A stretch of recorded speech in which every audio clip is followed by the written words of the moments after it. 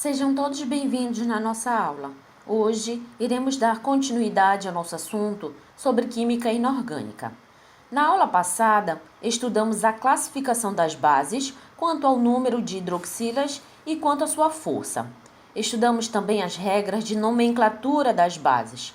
Hoje, iremos trabalhar no nosso vídeo algumas aplicações de bases no nosso cotidiano e também iremos aprender sobre a escala numérica de pH. Vejamos agora as aplicações de algumas bases que estão presentes no nosso cotidiano. A primeira base que iremos ver é o hidróxido de sódio, NaOH, sua fórmula molecular. O hidróxido de sódio, também conhecido como a soda cáustica, ela é um hidróxido usado na indústria, principalmente como uma base química, na fabricação de papel, de tecidos, de detergente, de alimentos e de biodiesel. Ela também é usada para desobstruir encanamentos e sumidouros, pelo fato de ser bastante corrosiva. É utilizada em reações químicas por possuir uma alta reatividade. O hidróxido de sódio, ela é uma base perigosa. O manuseio desse hidróxido, ele deve ser feito com total cuidado, porque ele apresenta um quadro considerável de danos aos seres humanos. Se for ingerido, ele pode causar danos graves e até mesmo irreversível ao sistema gastrointestinal.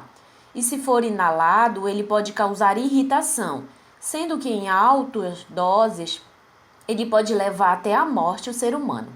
E se tiver contato com os olhos, ele pode causar queimaduras, gerando problemas na nossa córnea. O próximo hidróxido que iremos estudar é o hidróxido de cálcio. A sua fórmula molecular é CaOH2. O hidróxido de cálcio, ele é usado como uma base barata, em função de suas propriedades alcalinas. Ela tem como uma aplicação na agricultura no processo de corrosão, de neutralização da acidez de certos tipos de solo. É utilizado também na construção civil, na produção de argamassa para arrematar os tijolos, para recobrir paredes e na pintura. O hidróxido de cálcio, ele é um sólido branco e ele é produzido na mistura de água com óxido, que o óxido é uma função inorgânica também que iremos estudar nos nossos próximos vídeos. Então, é uma mistura de água com óxido em um processo que desenvolve muito calor para que essa reação ocorra.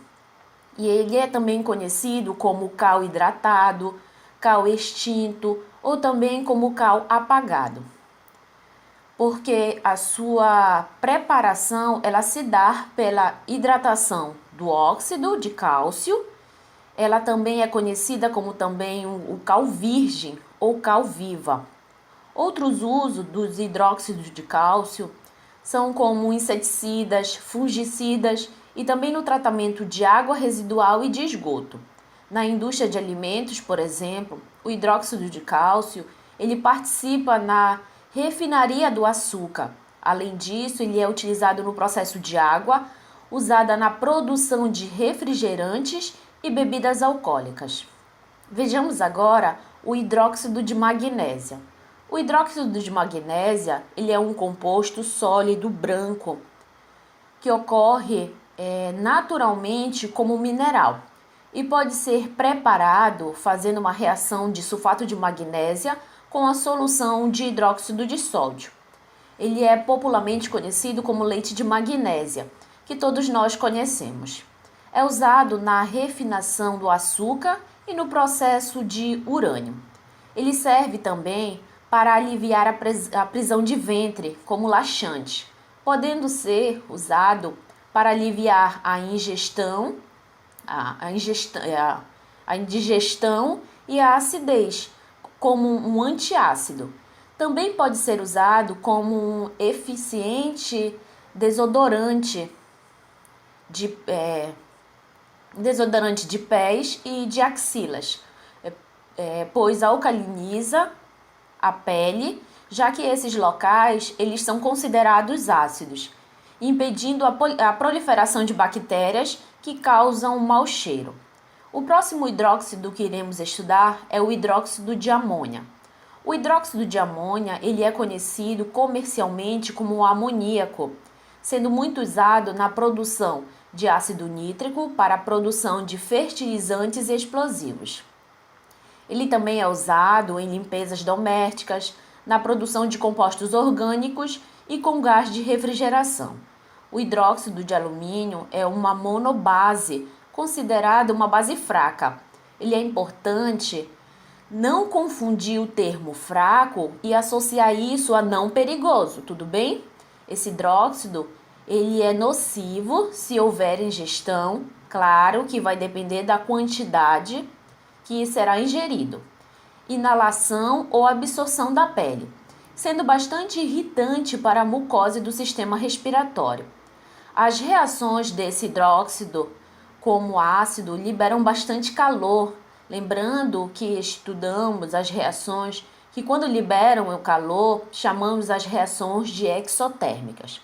Então, quando reage com o hidróxido, com o ácido, sofre uma reação potencialmente violenta ou explosiva.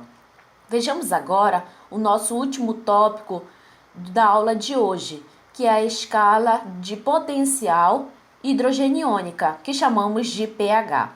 Essa escala ela foi criada para que se possa expressar a acidez ou alcalinidade, que é a mesma coisa que a basicidade das soluções, em valores, como vocês podem prestar atenção na tabela, em valores que variam de 0 a 14.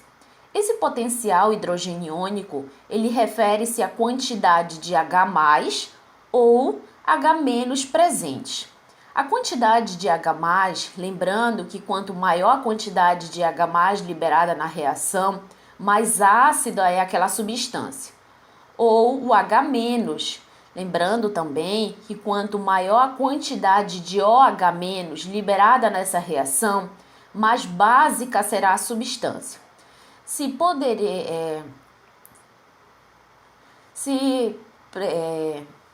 predomina uma solução iônica de H+, o pH ele estará abaixo de 7, tá?